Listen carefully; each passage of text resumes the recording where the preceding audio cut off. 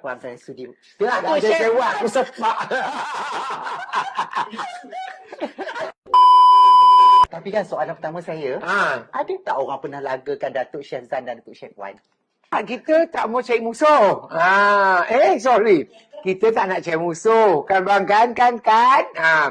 Tapi ada jugalah, adalah sikit insiden. Apa tu? Ada insiden masa program MasterChef dulu. MasterChef dulu ni kalau buka memang barai. Ada sikit.